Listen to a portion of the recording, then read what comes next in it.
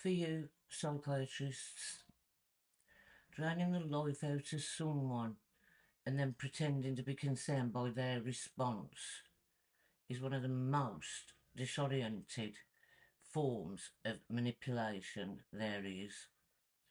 You call it treatment, I call it calculated abuse. You offer nothing real.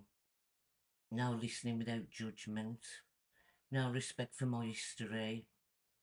No pause to consider the sugar spiking through my veins. The grief tearing me apart open. The severe complex post-traumatic stress disorder hardwired into every nerve.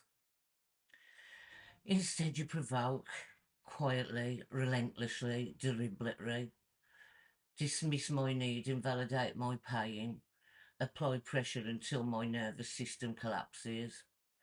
For years, I stayed calm, reasonable, compliant, swallowed frustration to keep the peace, explain myself over and over while you twisted my words into evidence on the page. Then the moment I finally reacted, speak up, collapse, show the exhaustion you engineered, suddenly you twist the story again. Suddenly I'm the problem, manic, difficult, delusional, uncooperative. The label sticks, the foil thickens, the meds stack higher. That single reaction, the one you spent years building, becomes your proof. Never the soul erosion,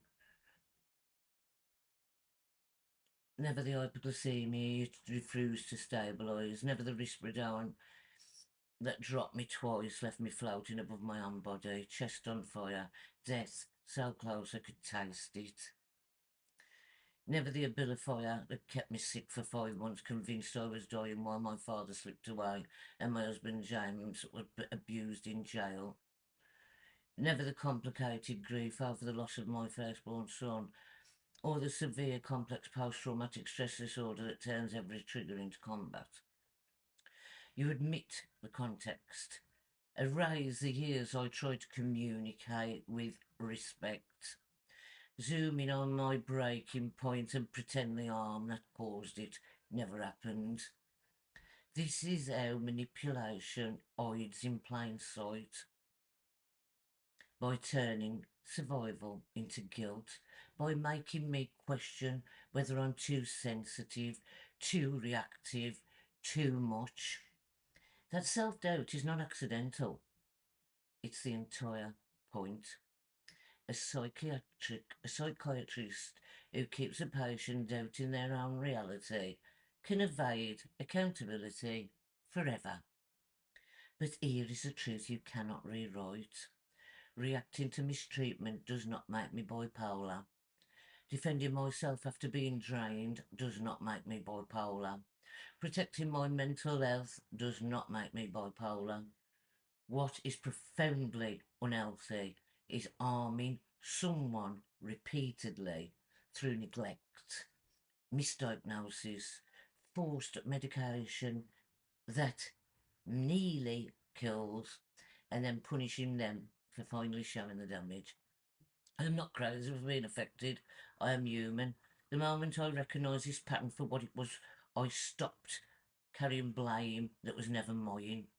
My healing began the split second I stepped out of the games you play with consumers, patients, people's minds, and reclaimed my own clarity. You no longer get to rewrite my reality. You no longer get to frame my survival as your guinea pig success story. You almost killed me. I survived. That is the end of your version of my story.